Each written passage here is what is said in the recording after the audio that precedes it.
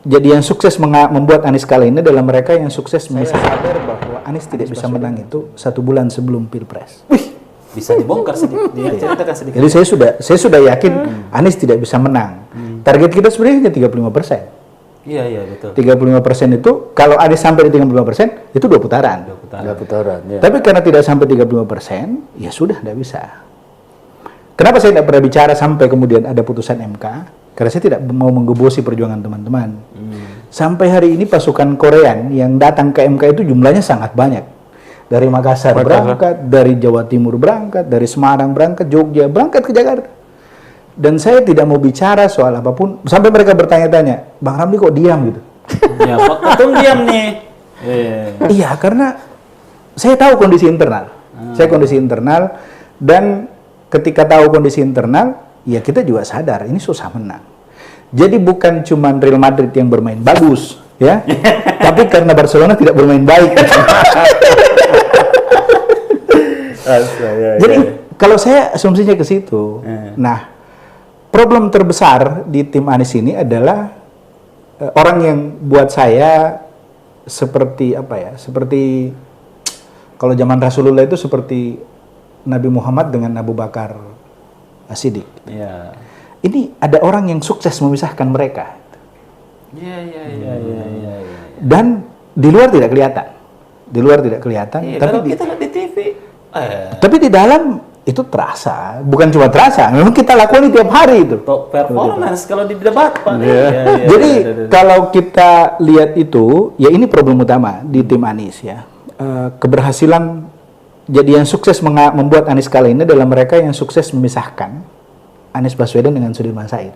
Wah. Mereka ini yang sukses. Ini saya tidak pernah bicara di luar. Tidak pernah. Di media tidak pernah bicara. Dan saya hanya bicara ini karena putusan MK sudah ada. Sebenarnya saya ingin ada forum khusus untuk itu. Kita bongkar semua kenapa ini seperti ini. Bukan untuk mendegradasi Anies, bukan. Tapi ini biar jadi pelajaran untuk para pejuang selanjutnya. Karena kan buat kita melawan penguasa itu syaratnya hanya satu.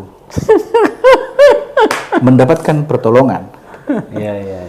Kalau tidak dapat pertolongan, tidak bisa menang itu dalam perjuangan apapun. Iya. Kalau melawan penguasa, dan yang dilawan kan penguasa kan. Penguasa. Yang sudah menyiapkan segala hal dengan berbagai skenario dan semua yang sudah disiapkan, ya seperti bahasa Kak Asrullah tadi, ya semua memang dikonstruksi dengan baik, sehingga mereka sudah mempersiapkan kalau kita menang apa yang harus dilakukan. Gitu. Jadi bukan lagi bagaimana menang, tapi kalau sudah menang apa yang harus dilakukan, itu sudah sampai ke situ. Gitu. Nah, kalau tidak ada pertolongan, tidak bisa. Nah, sementara internal Anies, timnya Anies sendiri, itu tidak seperti yang kita bayangkan. Apa yang kita lihat di luar, ya meskipun kalau teman-teman relawan pasti merasakan lah, terjadi perbedaan yang sangat signifikan sebelum Anies terdaftar di KPU dan setelah Anies terdaftar di KPU. Sangat signifikan perbedaannya. Apa perbedaannya? Pertama, pelibatan relawan. Itu kelihatan sekali. Dan di Timnas itu, yang relawan yang masuk itu tidak banyak.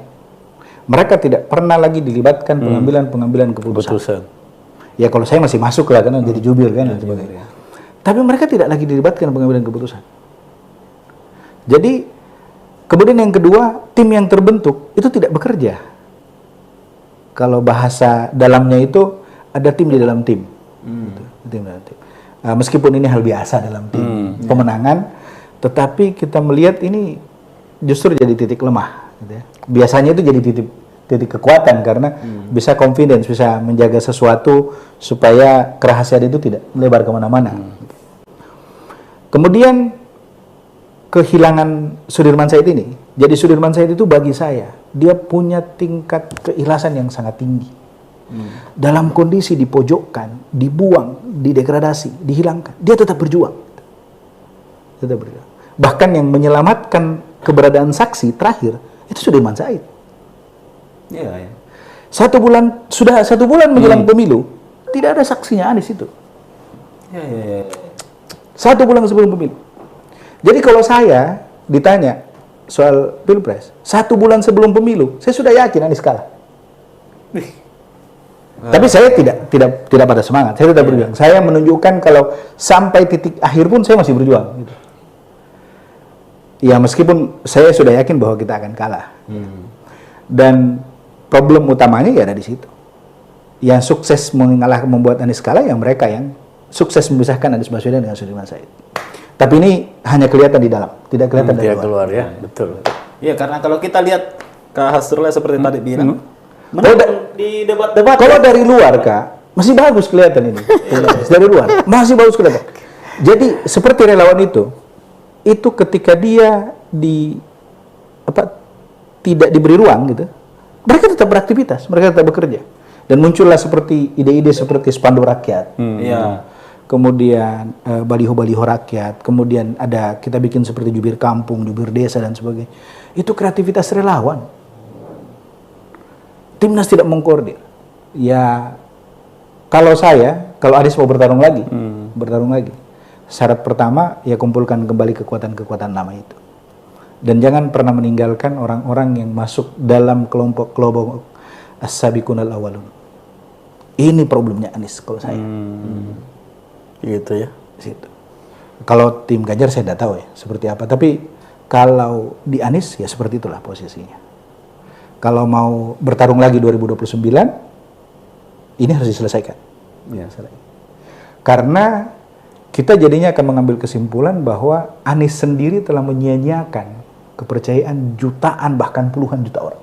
Puluhan juta. Yang berjuang dengan uang sendiri, dengan tenaga, waktu dan sebagainya, itu luar biasa perjuangan mereka.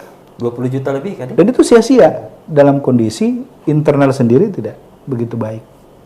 Nah ini barangkali jadi renungan kita bersama perjuangan. Dan yang mau menyampaikan langsung ke Anies masalah seperti itu tidak banyak.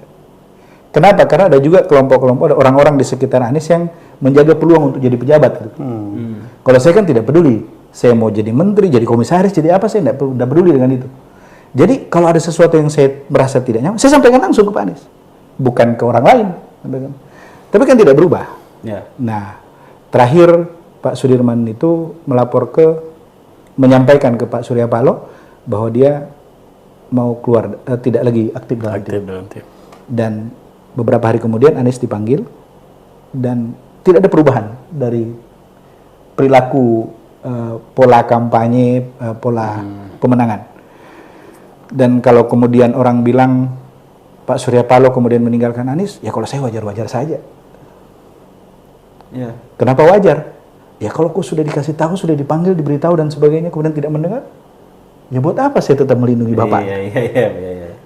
Itu di sisi itu. Jadi kalau teman-teman wartawan, teman-teman relawan bertanya, kenapa Ramli hilang gitu? Iya, betul. Jadi memang setelah Pilpres itu Kak, setelah Pilpres saya tidak banyak beraktivitas di relawan karena saya sadar disitulah masalahnya.